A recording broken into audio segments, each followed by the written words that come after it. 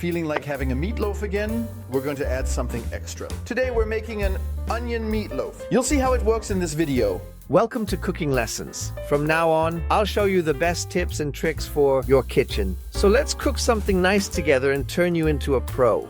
What would a meatloaf be without ground meat? This is a kilo of mixed ground meat. If you prefer just beef, then go ahead and use only beef. We're making this meatloaf especially light by soaking 5 slices of bread in a little milk. 2 eggs go in, a little paprika, salt and pepper, half an onion, which I will saute in this melted butter right now.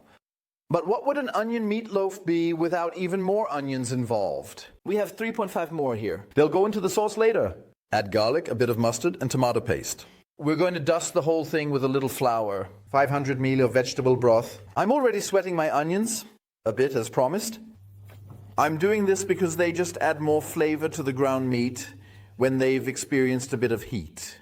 I'm already seasoning these diced onions with plenty of pepper and salt because I'm going to add this mixture to the ground meat shortly. That's how I beat it. Killing 2 birds with 1 stone. It mixes better.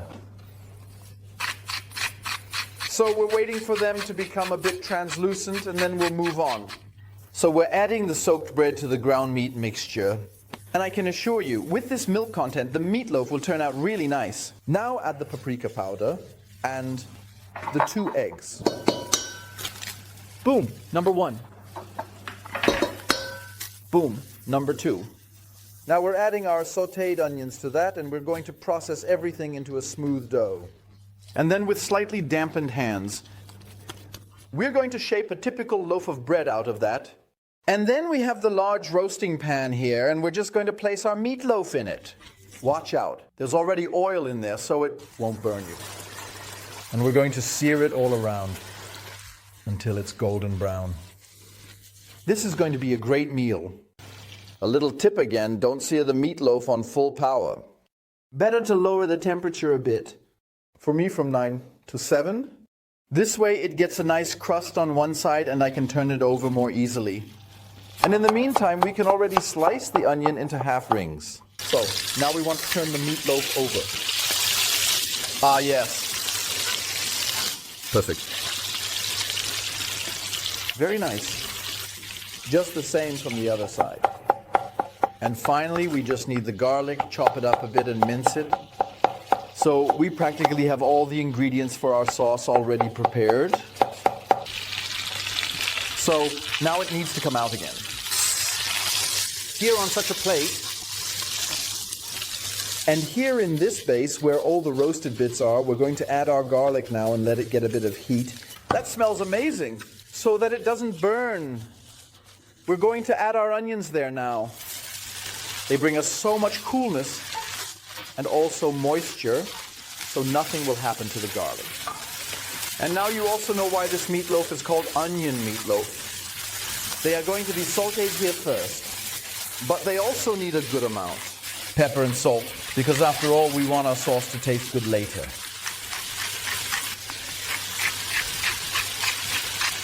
Very simple cooking, but super delicious cooking. Everything here is getting nicely sautéed. Look, they're already taking on color from our roasting ingredients. And when they become a bit translucent, we'll move on to the next step. So we have golden blonde onions. Now we're adding our mustard to that. The mustard is in there. And now, also our tomato paste. Mix everything together and fry it a little so that it is evenly distributed. And now this is going to be our sauce base. Our onion sauce in which our meatloaf will be braised. And it shouldn't stay completely liquid, but it should get a nice light thickness. And what are we doing there? We have enough oil and fat from the roasting in here. We're just going to sprinkle that in with our 2 tablespoons of flour. Basically, this is nothing more than a roux. Of course, we need to distribute and stir everything nicely here. And now we just need to add our vegetable broth. We also need to work it in a bit, and with the light dusting, you can already see that we have a slight thickness. So later we won't have to do anything else with our sauce, just serve it. And into this beautiful bed of onions, we're going to place our meatloaf again. There it is. The right lid goes on top. And now this is going into the oven. 60 degrees, or about an hour. The time is up, and let's take a look at the roast. And for everyone who always wonders, how do I know that a meatloaf is done when the protein is released like that? And of course, there's a bit of milk in there, so the roast is definitely done. We're taking it out now. Let's cut into it right away. Let's take a look at our sauce. And that's what I was telling you about earlier. We now have a very light thickness from the little bit of flour. And of course, through the onions, which have now melted so beautifully. Beautiful sauce, something you would normally never do. I'm just going to cut it a bit further in the middle, just a little bit, so that it's tender. That's to be expected with ground meat. The question is whether it's juicy as well. But that looks really good. Beautiful. Now we're going to cut ourselves a nice slice of it.